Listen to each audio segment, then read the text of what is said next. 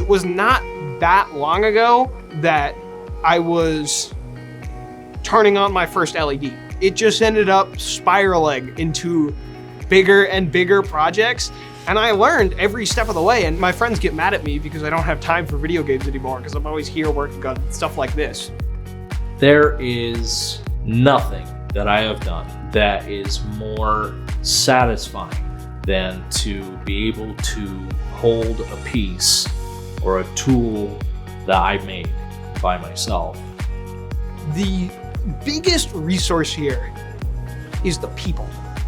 Make Salt Lake really does a good job pushing diversity and making sure this is a safe space. You can come here knowing nothing about anything and you will be welcomed with open arms, and it's great. The possibility for learning so many different skills is really great here. There is literally something for everyone, and it's absolutely worthwhile.